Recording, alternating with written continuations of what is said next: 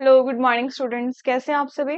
I hope सभी अच्छे से होंगे। स्टूडेंट्स, आज हम पढ़ेंगे क्लास सेवेंथ की साइंस बुक का सिक्स्थ चैप्टर, जिसको हमने हाफ पार्ट कंप्लीट किया था। उसके आगे आज हम कंटिन्यू करेंगे, विच इज नाड़ी। नाड़ी से ही पढ़ेंगे, स्टार्ट करेंगे।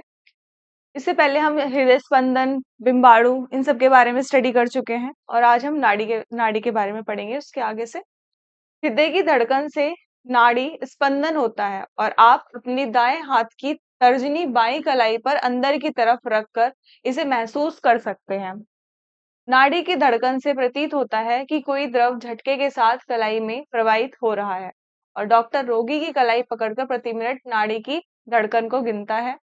नाड़ी की धड़कनें स्टेथोस्कोप नामक उपकरण द्वारा भी मापी जा सकती है।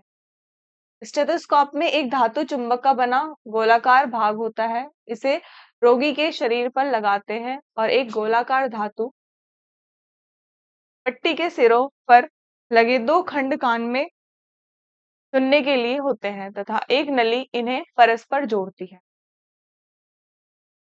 उत्सर्जन क्या होता है? सजीव प्राणियों के शरीर से अपशिष्ट पदार्थों को त्यागने की क्रिया उत्सर्जन कहलाती है और हमारे शरीर में विभिन्न जैविक क्रियाओं के अंतर्गत अनेक अनावश्यक पदार्थ बनते हैं, जिन्हें हम अपशिष्ट पदार्थों के रूप में शरीर से त्याग देते हैं। और श्वसन क्रिया में जल एवं कार्बन डाइऑक्साइड अपशिष्ट पदार्थ बनते हैं। इसमें यूरिया आदि अपशिष्ट पदार्थ बहुत हानिकारक एवं विषैले होते हैं और ऐसे अपशिष्ट पदार्थों के शरीर में समाहित रहने से स्वास्थ्य समस्याएं पैदा हो जाती हैं। जंतुओं में उत्सर्जन क्या होता है? अमीबा, पैरामीशियम, हाइड्रा जैसे सूक्ष्म जलीय जंतुओं में अपशिष्ट पदार्थों का त्याग शरीर की सतह से सामान्य विसरण विधि से होता है। विकसित जंतुओं में मलोत्सर्जन के लिए विशिष्ट अंग होते हैं, जैसे कि अमीबा आप देख पा रहे हैं। मनुष्य में उत्सर्जन क्या होता है? मनुष्य में विभिन्न उपापचय क्रियाओं द्वारा बनने वाले अपशिष्ट पदार्थ यूरिया, पसीना तथा बिना पचाव खाद्य पदार्थ हैं। मानव शरीर में इन पदार्थों के उत्सर्जन के लिए निम्नलिखित अंग होते हैं, जैसे कि फेफड़े। फेफड़ों से श्वसन क्रिया में उत्पन्न कार्बन डाइऑक्साइड तथा जलवाष्प का त्याग होता है। त्वचा शरीर से यूरिया, लवण तथा अतिरिक्त जल का उत्सर्जन त्वचा में उपस्थित श्वेत ग्रंथियों द्वारा पसीने के रूप में होता है। बड़ी आंत का क्या काम होता है इसमें स्टूडेंट्स? बड़ी आंत मल आदि अपशिष्ट पदार्थों का त्याग गुदा द्वारा होता है। और गुर्दे क्या होते हैं? नाइट्रोजन एवं यूरिया जैसे पदार्थों का त्याग गुर्दों द्वारा मूत्र के रूप में होता है।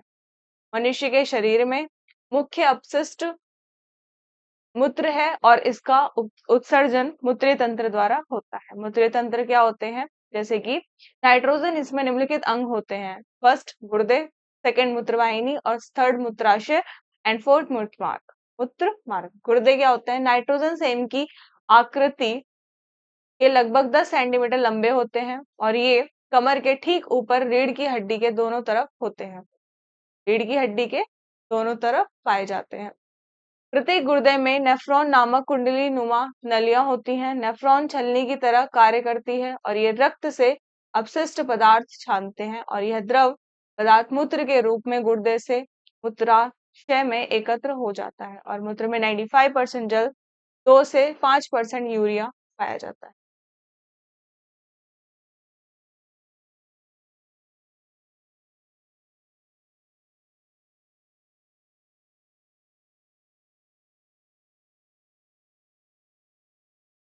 इसमें 5% यूरिया तथा 2 से 5% अन्य अपशिष्ट पदार्थ होते हैं। मूत्र में ग्लूकोज की मात्रा नहीं होती और मूत्र ग्लूकोज की मात्रा होना संकेत है कि व्यक्ति मधुमेह रोग से पीड़ित हो सकता है।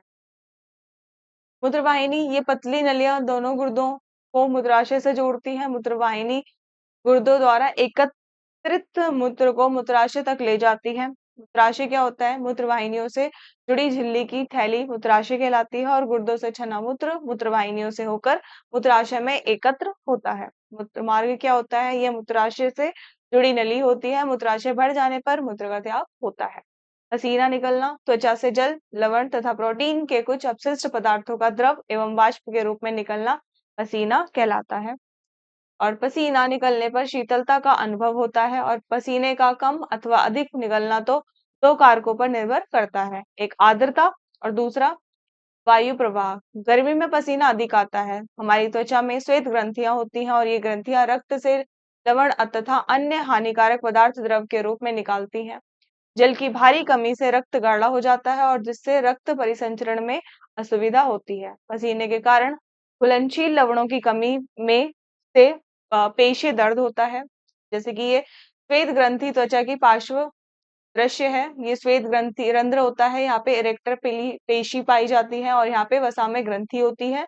और ये मेरोक्राइन श्वेत ग्रंथि ये पाई जाती है, जो आपको ये रेड स्ट्रक्चर दिख रहा है। और एप्रोक्राइन श्वेत ग्रंथि ये होती है और रोमकूप यहाँ पर पाया जाता है। डायलिसिस क्या होती है?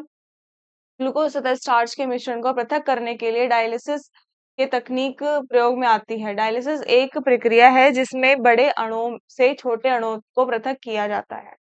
डायलिसिस के उपयोग डायलिसिस मशीन एक कृत्रिम गुर्दा मशीन है। यह मशीन तब उपयोग में आती है जब किसी व्यक्ति में गुर्दे उत्सर्जन कार्य करने के योग्य नहीं होते और उस व्यक्ति के शरीर में अपशिष्ट पदार्थ संचित हो जाते हैं, जो कि व्यक्ति की मृत्यु का कारण बन सकते हैं।